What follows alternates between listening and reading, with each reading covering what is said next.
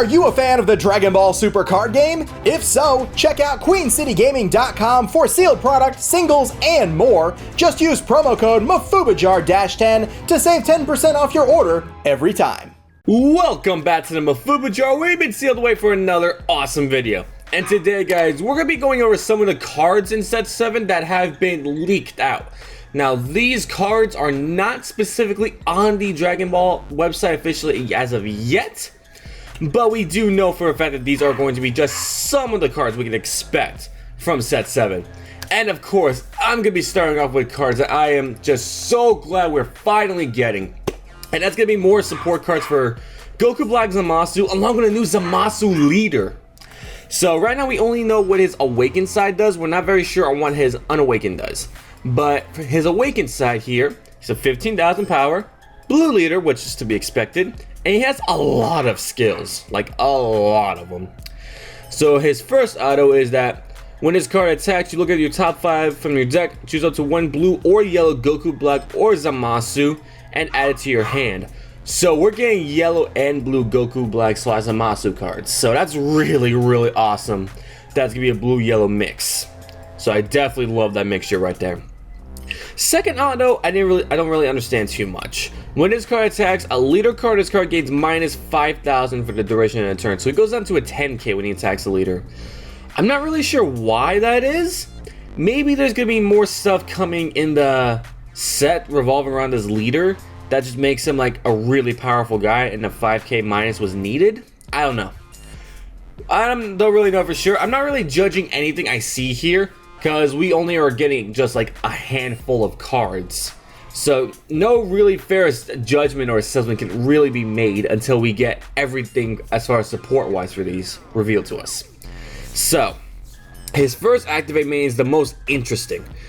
Once per turn, if your opponent has 8 or more energy, choose up to 4 cards from your opponent's life and place them in the bottom of their deck in any order. So that was like a very interesting skill to me right there. But there's also so many things about it. Like, yeah, that sounds great, just be able to take 4 of their life off of the leader, but your opponent will be at 8 energy. First off, that doesn't happen too often, especially now, just because the state of the game is so much quicker. Second, even if your opponent does get to 8 energy, they're going to have so many cards to work with at that point that there's a good chance that that'll be game over for you. But there are some ways to accelerate that. First off with the Goku Black, which I'll explain that one in just a second. And his other activate main is a tap in energy. You choose one of your opponent's battle cards to return to the owner's hand. Not bad, not bad, especially for the Broly matchup. That's not a very bad skill whatsoever. Alright, now let's go over to Goku Black here. So he's a 3-drop with barrier, very nice, and he has 2 autos. The first auto is when you play this card, if your leader is a Goku Black or Zamasu, you add a top card of your deck to your energy. So it's essentially a, remember the 4-drop reset we got from set 1? It's a 1 energy less version of that, which I think is pretty cool. Plus it has barrier on top of that. But the second auto is what really kicks in the whole archetype for the leader here. When you play this card and your leader card is a Goku Black or Zamasu card, at the end of your opponent's next turn, reveal the top card of your opponent's deck. If that card is a battle card, place it in your opponent's energy and rest mode. Otherwise, draw 1 card, then your opponent shuffles their deck. So that's going to kind of be how you get your opponent to accelerate energy, even if they choose not to. Because once they see that leader's skill, at one point they're going to stop charging energy just because they don't want to reach 8s. Well, they do and they don't. So it's very, very weird. As I said, I'm not really making judgments on this yet because we're probably getting so many more cards to help out this that, who knows, maybe giving your opponent 8 energy really won't be hurtful. Maybe because they'll be just permanently in rest mode or something like that. I don't know. But I do know that I am really hoping that we get a Goku Black leader and that he's yellow. A yellow Goku Black leader, yes please. Alright guys, so that's going to do it for those cards. Now let's go ahead and look into some of the other ones that we're getting here. And the next one is going to be a leader card. It's going to be the Son Goku Vegeta. And we get both sides of it. We get the Unawakened and Awakened.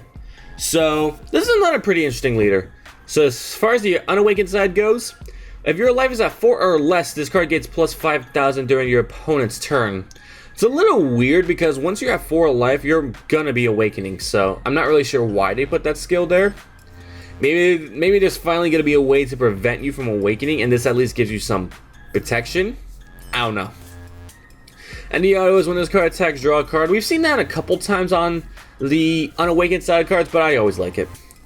And the activate main is if you have 4 or more energy, choose up to 1 blue Sun Goku and 1 yellow Vegeta in your hand with energy cost of 2 or less and play them. You can only play future Trunks and Vegeta cards for the duration of the turn, and you can't activate this skill for the duration of the game. So it's a once per game kind of skill, but it just puts down 2 2-drops for free, which that really does help out the Vegeta stuff that we got in set 6, not to mention any Vegeta stuff that we're going to be getting here at set 7.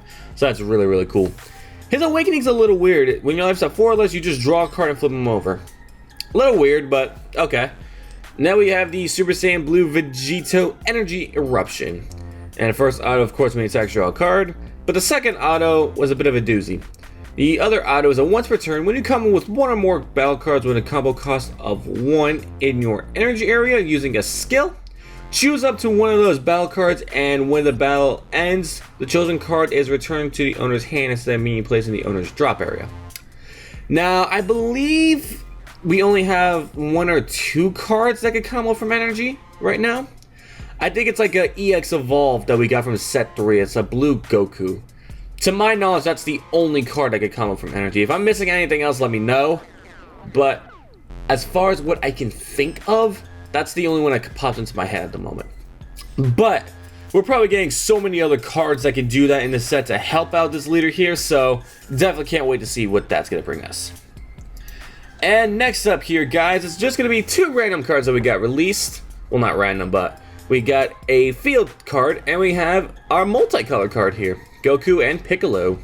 I'll go over to Goku and Piccolo first. It's a red-green, has energy exhaust, which, as I said, seems like every multicolor card is going to have this. And it has the Alliance red-green. When this card attacks, you activate the skill by placing a red or green, at least in rest mode, and it gains a skill plus power equal to the amount that we're putting in rest mode. And the skill is that what you gain is that you get to draw 2 cards, and a card gains critical for the duration of the turn. So using the Alliance green, this thing could easily become a 20k critical while drawing 2 cards, which is pretty cool. Definitely pretty cool indeed. And it's Saiyan Saga stuff, so this is when they're about to go fight Raddatz, which I'm gonna get into Raddatz in a second. I'm very happy about that. But yeah, that's about it for the 2-drop. Toki Toki City. Oh, this is a good one. Like, this is like an Overrealm's craziest dream ever come true. So it's a 1-drop field spell, and the auto is when you play a battle card using Overrealm, place the top card of your deck under this card. It's got activate main. You choose 3 cards under this card and send them to your warp. If your leader card is black, battle cards you play using Overrealm are not sent to warp at the end of this turn. So when you Overrealm something big, you use the Toki Toki City, and it just stays there, which is insane. And especially with Demigra, because that activate main, guys, that's not once per turn. And Demigra gives you Wormhole. So you could essentially have 2 Overrealm cards there, potentially, that you could just keep on the field because of Wormhole. When I first saw this card, I was speechless. I was utterly speechless.